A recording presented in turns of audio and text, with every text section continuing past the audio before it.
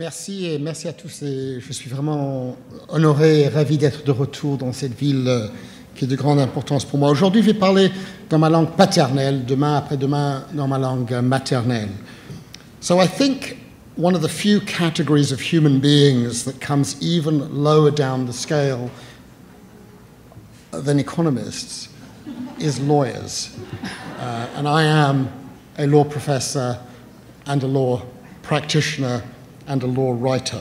And like Esther, I have a very healthy skepticism, not only about lawyers, but also about economists. In fact, my brother-in-law is a Nobel Prize-winning economist, and that has not, and I love him to bits, but it has not diminished my skepticism about economics.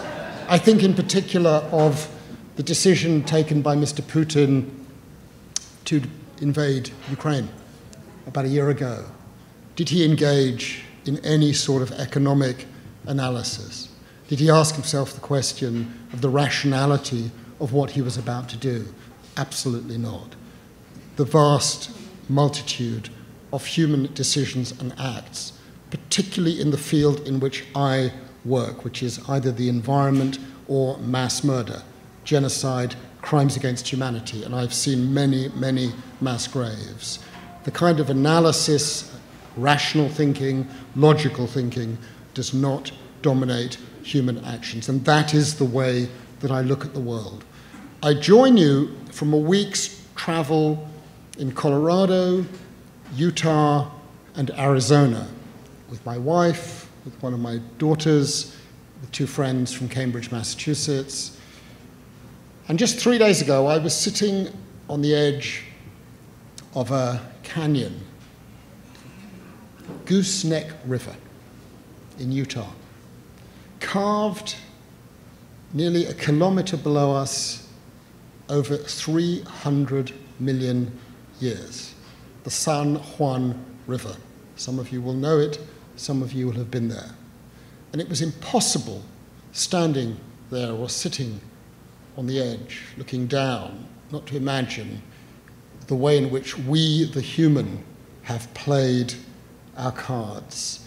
In just 150 years, we have destroyed the San Juan River. We are in the process of destroying the Colorado River. Things that have existed for hundreds of millions of years, about to disappear. And I mean it, literally about to disappear. You know about this also in Canada.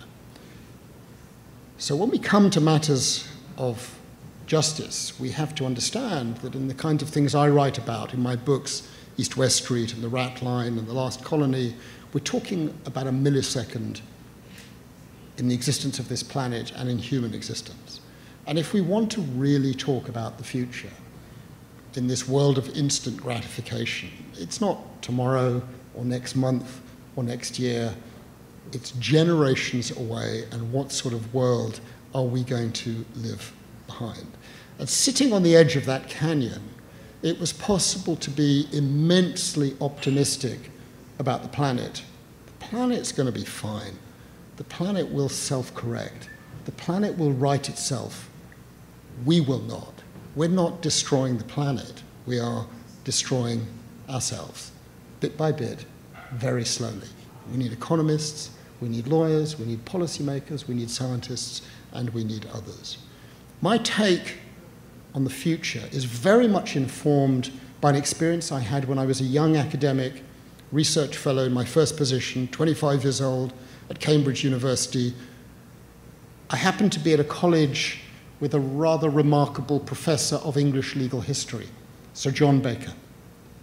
And occasionally, it would be very exciting for me as a young academic, he'd say, "Come and have lunch with me, Philippe. Tell me what you're doing. I want to know what you're working on." And I would go and I'd sit with him. It's England, so the food was not great, but we had always a fine lunch.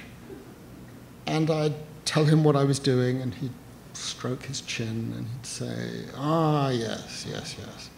Yes, we had a problem like that in English law in 1472, and it took 295 years to sort it out." And in my world, that's the kind of scale that we're talking about. If you really want to think about the future, you've got to start thinking long term.